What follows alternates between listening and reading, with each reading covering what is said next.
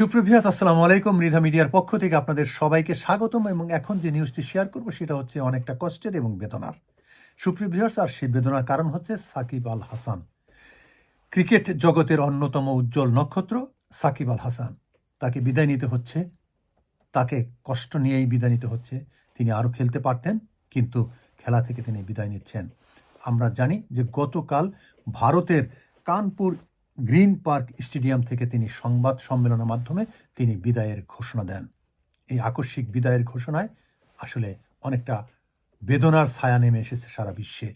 যেখানে আছেন বাংলাদেশি ক্রিকেট প্রেমী, তারা সবাই মর্মাহত, দুঃখিত, ভারাক্রান্ত মন নিয়ে সবাই আসলে সমালোচনা করছে। আপনারা জানেন যে রাজনৈতিক প্রতিহিংসা আমাদের দেশে সবচেয়ে কঠিন প্রতিহিংসা।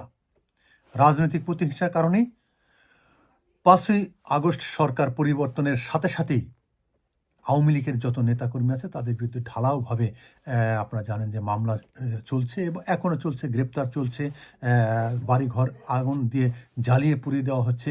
সেই সাথে সাকিব আল হাসানের মতো একজন অলরাউন্ডার ক্রিকেটারের বিরুদ্ধেও হত্যা মামলা জড়িয়ে দেওয়া হয়েছে। সেই হত্যা মামলার কারণে তিনি খেলা থেকে অবসর নিচ্ছেন, এমনটাই তিনি বলছেন। সুপ্রিয় ভিউয়ার্স, তবে তিনি তার শেষ একটি ইচ্ছা আছে, সেই ইচ্ছাটি পূরণ হবে কিনা সেটা এখনও আমরা জানি না। সাকিব আল হাসানের শেষ ইচ্ছাটি হলো যে আগামী মাসে যখন বাংলাদেশে খেলা হবে মিরপুর স্টেডিয়ামে, সেই খেলাতে তিনি খেলবেন এবং সেই খেলা থেকে তিনি বিদায় নেবেন আনুষ্ঠানিকভাবে। সেই আনুষ্ঠানিক বিদায়টা হয়তোবা তিনি নিতে পারছেন কি পারবেন না সেটা এখনও ধোঁয়াশায় রয়ে গেছে। আমরা জানি যে তার এই ইচ্ছার কথা যখন ক্রিকেট বোর্ডের বর্তমান সভাপতি ফারুক আহমেদ, তিনি কিন্তু সেই কথাটিকে এখনও গুরুত্ব দিচ্ছেন না, বা তিনি সেটাকে মেনে নিচ্ছেন কি না নিচ্ছেন না। আমরা যতটুকু জানি তিনি বলছেন যে আইন শৃঙ্খলা বাহিনী কি করবে সেটা তার হাতে নেই। একজন ক্রিকেট বোর্ডের সভাপতি যদি এই ধরনের কথা বলেন, তখন সেখানে যাওয়াটা কতটুকু যুক্তি হবে এবং কতটা হবে না সেটা সাকিব আল হাসান জানবেন এবং ফারুক আহমেদ তিনি বলতে পারবেন, কিংবা বর্তমান সরকারের অন্তর্বর্তীকালের সরকারের কর্মকর্তারাও বলতে পারবেন যে সাকিব আল হাসানের সেই শেষ ইচ্ছাটি পূরণ হচ্ছে কি হচ্ছে না। সুপ্রিয় ভিউয়ার্স, আপনারা জানেন যে সাকিব আল হাসান হচ্ছেন বিশ্বের অন্যতম ক্রিকেটারদের একজন। তিনি হচ্ছেন অলরাউন্ডার।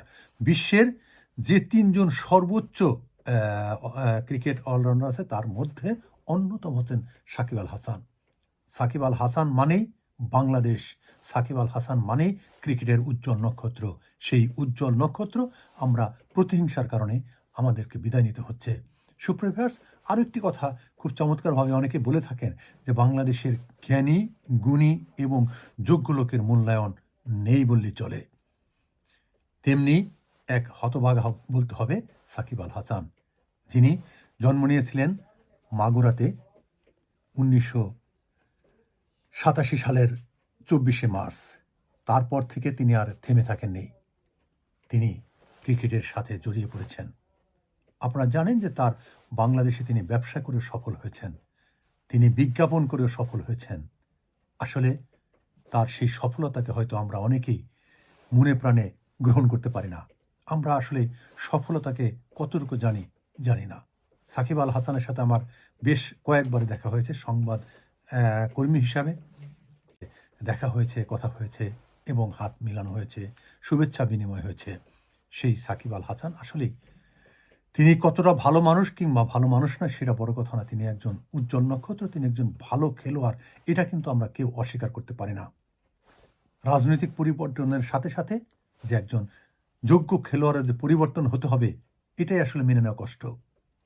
তিনি খেলবেন বাংলাদেশের হয়ে এবং আপনারা জানেন যে তিনি গত কয়েকটি খেলাতেও অসামান্য সাফল্য দেখিয়েছেন, বাংলাদেশকে জয়ের মুকুট পরিয়েছেন। সেই জয়ের মুকুট থেকেও তিনি কিভাবে বিদায় নিচ্ছেন আসলেই কষ্টের, এবং সবাই সেটা মেনে নিতে পারছে না। সুপ্রিয় ভিউয়ার্স, আপনারা সবাই ভালো থাকবেন, সুস্থ থাকবেন। তবে সাকিব আল হাসানের শেষ ইচ্ছাটি পূরণ হচ্ছে কি হচ্ছে না সেজন্য আমাদের অপেক্ষায় থাকতে হবে। সুপ্রিয় ভিউয়ার্স, আপনারা সবাই ভালো থাকুন, সুস্থ থাকুন, নিরাপদ থাকুন। আল্লাহ হাফেজ।